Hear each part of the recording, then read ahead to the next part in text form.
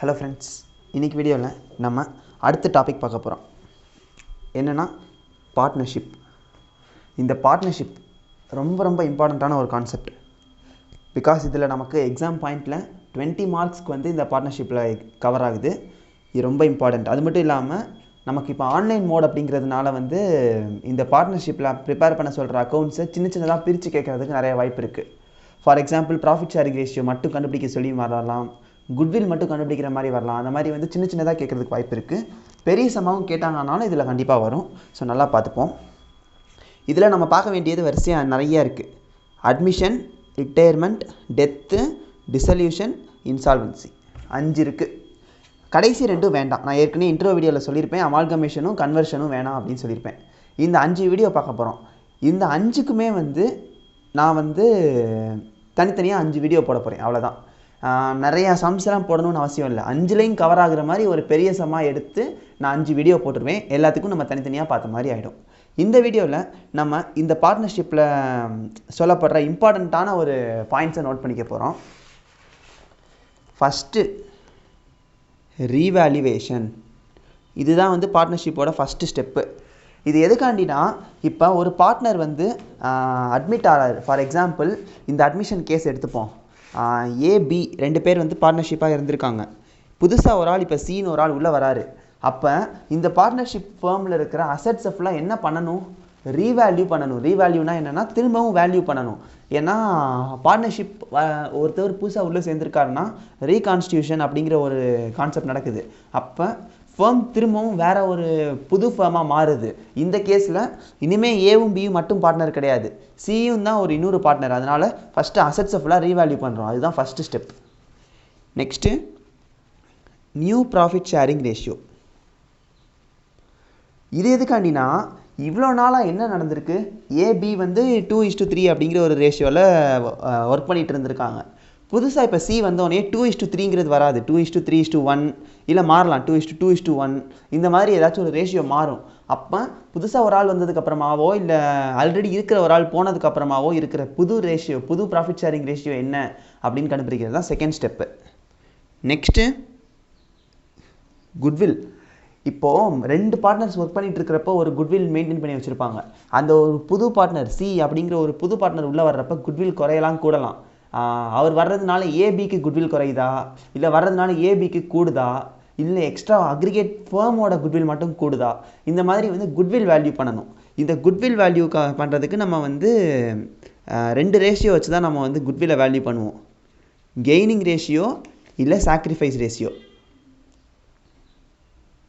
அட்மிஷனில் வந்து sacrifice ratio நடக்கும், ரிட்டையர்மெண்ட்டில் வந்து கெய்னிங் ரேஷியோ நடக்கும். ஏன் அட்மிஷனில் சாக்ரிஃபைஸ் ரேஷியோ நடக்குதுன்னா, ஒரு பார்ட்னர் வந்து புதுசாக உள்ளே நுழையும் போது அவரையும் சேர்த்துக்கிறதுக்காண்டி இவங்க ஃபேர்மோட குட்வில்லை பிரித்து அவருக்கும் கொடுப்பாங்க. அப்போ இருக்கிற பார்ட்னர்ஸ் என்ன பண்ணுறாங்கன்னு அர்த்தம்? சாக்ரிஃபைஸ் பண்ணுறாங்கன்னு அர்த்தம். அதனால தான் வந்து ஒரு ஆள் புதுசாக உள்ளே வர்றப்ப சாக்ரிஃபைஸ் ரேஷியோ இருக்குது. ஆனால் இப்போ ரிட்டையர்மெண்ட் ஆகிறாங்க. ஏபிசி 3 பேர் இருக்காங்க. சி ரிட்டையர் ஆகிறார். இப்போது சி வெளியே போகிறதுனால சியோட குட்விலும் வந்து ஏபிக்கு கிடைக்குது. அவங்க 2 பேருக்கு என்ன வருது? அப்போனா கெயின் ஆகுது. அதனால கெய்னிங் ரேஷியோவில் நம்ம குட்விலாக கண்டுபிடிக்கிறோம். Next capital adjustment. ஃபேர்மோட கேபிட்டலை வந்து இவங்களோட ரேஷியோ, இந்த ப்ராஃபிட் ஷேரிங் ரேஷியோவில் அட்ஜஸ்ட் பண்ணுறது, இதுதான் கேபிட்டல் அட்ஜஸ்ட்மெண்ட். இது 4வது ஸ்டெப்பு. லாஸ்ட் ஸ்டெப் வந்து பேலன்ஸ் ஷீட் ப்ரிப்பேர் பண்ணுறது. பேலன்ஸ் ஷீட் என்ன பேலன்ஸ் ஷீட்டு? அட்மிஷன் கேஸில் ஏபின்னு இருந்ததை வந்து ஏபிசிங்கிற 3 பேருக்கும் சேர்த்து பேலன்ஸ் ஷீட் ப்ரிப்பேர் பண்ணுறது. இல்லை ரிட்டையர்மெண்ட்டுன்னு வச்சுக்கிட்டிங்கன்னா ஏபிசி 3 பேர் இருக்காங்க, அது ஓல்டு. இப்போ நியூவாக வந்து சி வெளியே போயிட்டார், ஏபி மட்டும் இருக்காங்கன்னா அந்த ஏபியோட புது பேலன்ஸ் ஷீட்டு. நியூ இப்போ லேட்டஸ்ட்டாக பார்ட்னர்ஷிப் ஃபார்மில் வந்து ரீகான்ஸ்டியூஷன் நடந்ததுக்கு அப்புறமா வந்து ஒரு புது பேலன்ஸ் ஷீட் தயாரிக்கிறது தான் லாஸ்ட் ஸ்டெப்பு.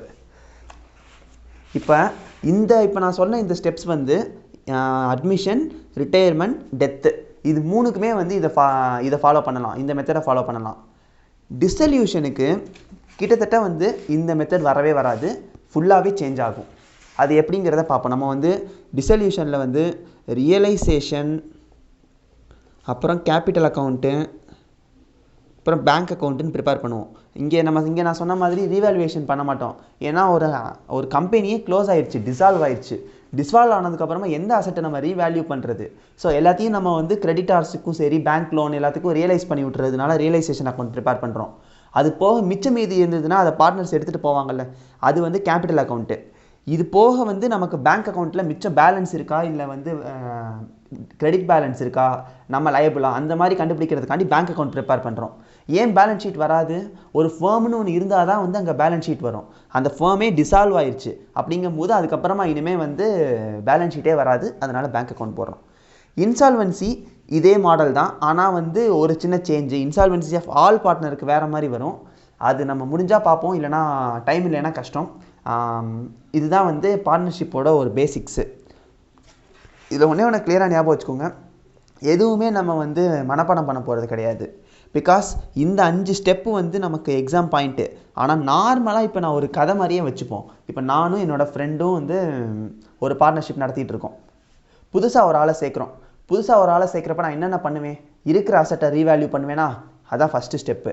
அவனுக்கும் சேர்த்து இனிமேல் ஷேர் கொடுக்கணும். அப்போ ப்ராஃபிட் ஷேரிங் ரேஷியோ மாறும். அந்த ப்ராஃபிட் ஷேரிங் ரேஷியோவை மாற்றுறோம். குட்வில் மாறும். ஏன்னா இப்போ நானும் என் ஃப்ரெண்டும் வந்து குட்வில் ஒரு மெயின்டைன் பண்ணி வச்சுருப்போம். புது ஆளை சேர்க்கும் போது அந்த குட்வில்ல சேஞ்சஸ் நடக்கலாம். ஸோ அது தேர்ட் ஸ்டெப்பு. கேபிட்டல் அட்ஜஸ்ட்மெண்ட்னால் வந்து எங்களுக்குள்ளே இருக்கிற கேபிட்டல், இப்போ நான் வந்து 1000 கொண்டு வந்திருக்கேன், என் ஃப்ரெண்டு 500 கொண்டு வந்திருக்காரு. 1000:500 இருந்தது. புதுசாக வரவர் எக்ஸ்ட்ரா 200 கொண்டுறப்ப அந்த ரேஷியோ மாறும். 1000:500:200 அந்த மாதிரி மாறும். அது கேபிட்டல் அட்ஜஸ்ட்மெண்ட். லாஸ்ட்டு நாங்கள் 2 பேருக்கும் பேலன்ஸ் ஷீட் போட்டுட்டு இருந்தது, இப்போ 3ஆவதாக ஒரு ஆளை சேர்த்து 3 பேருக்கும் பேலன்ஸ் ஷீட் போடணும். இது எல்லாமே நம்ம நார்மலாக அப்ளை பண்ணுற ஒரு கேஸ் தான். அதை வந்து நம்ம எப்படி சம்மில் போடுறதுங்கிறதுக்காண்டி பார்க்குறது தான் இந்த பார்ட்னர்ஷிப் அக்கௌண்ட்ஸ். ஏதாச்சும் டவுட்ஸ்னால் கமெண்ட்ஸில் கேளுங்க. தேங்க்யூ.